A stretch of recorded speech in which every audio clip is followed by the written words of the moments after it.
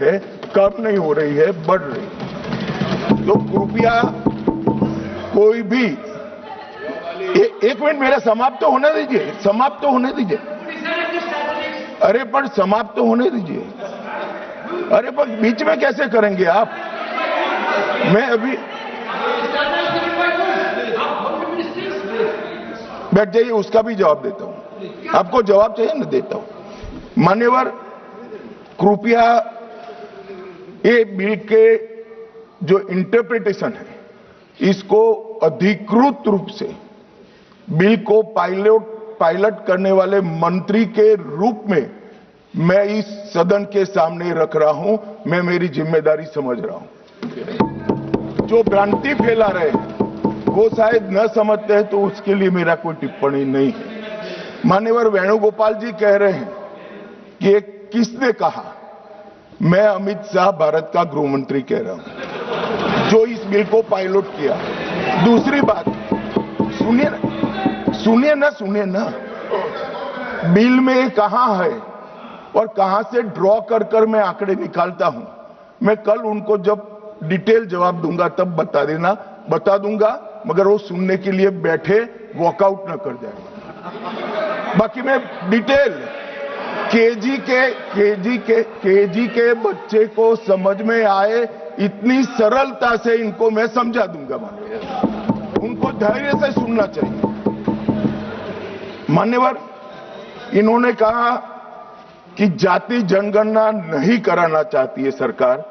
इसको भी मुझे स्पष्ट कर देना चाहिए।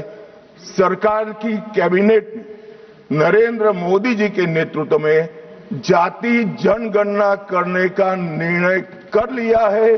अगली जनगणना जाति जनगणना होने वाली है। एक भ्रांति फैलाई जा रही है कि अभी जो प्रश्न पूछे जा रहे हैं उसमें जाति का जिक्र नहीं है।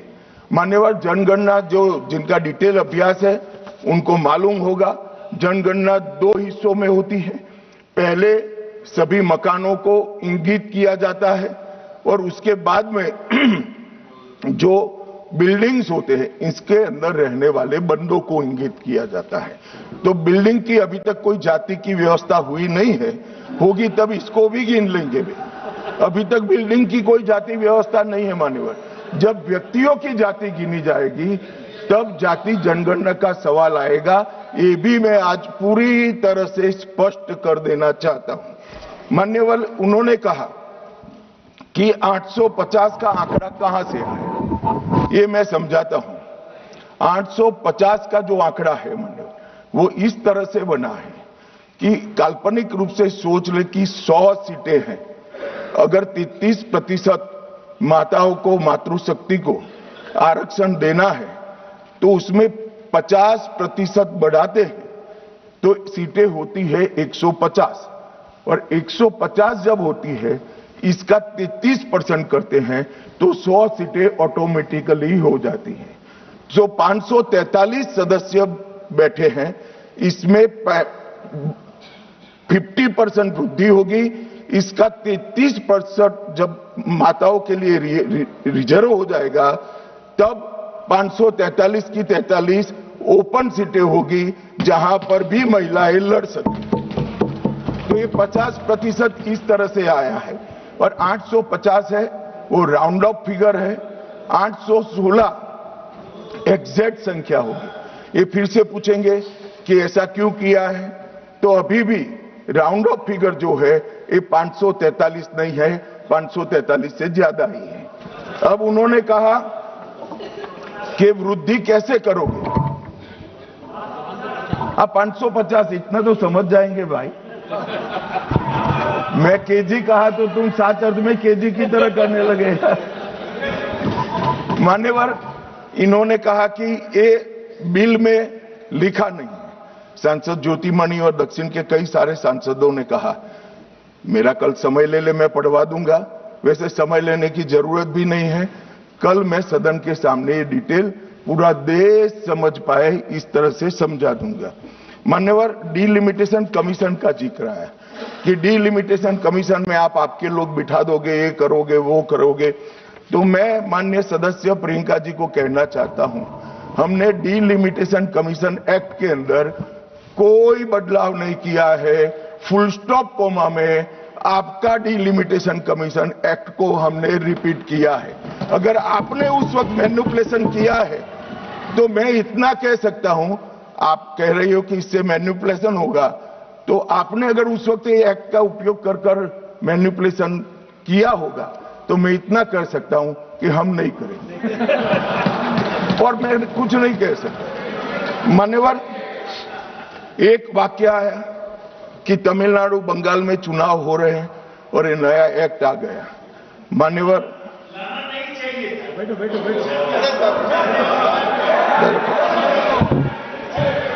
मान्यवर, मैं स्पष्टता से कह देता हूं कि ये डिलिमिटेशन कमीशन की जो रिपोर्ट तभी लागू होगी जब पार्लियामेंट इसको स्वीकार करके करेगी और राष्ट्रपति महोदय इस पर अपना मंजूरी का मोहर लगाएंगी। तो ये 2029 के पहले होने का सवाल नहीं है।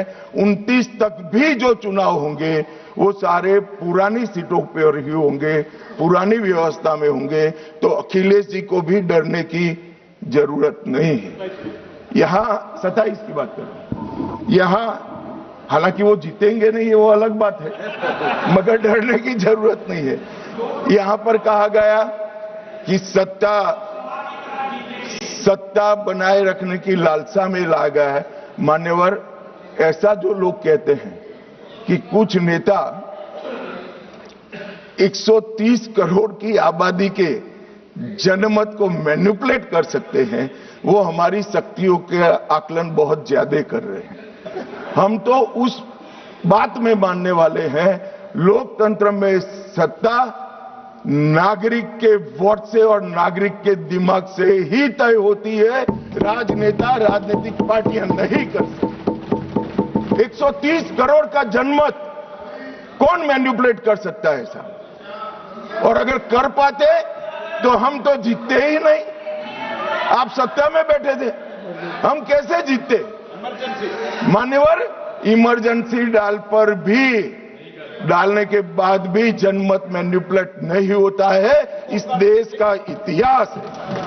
और जहां तक लोकतंत्र को खत्म करने की बात करी है, मैं भारतीय जनता पार्टी के कार्यकर्ता के नाते, इस सदन में एक सांसद के नाते कहता हूं, किसी की भी ताकत नहीं है इस देश से लोकतंत्र को खत्म करने की। जिन्होंने प्रयास किए हैं इमरजेंसी के वक्त, जनता ने उनको खत्म कर दिया था। लोकतंत्र को कुछ नहीं हुआ। और मान्यवर, लोकतंत्र इस तरह से खत्म नहीं है।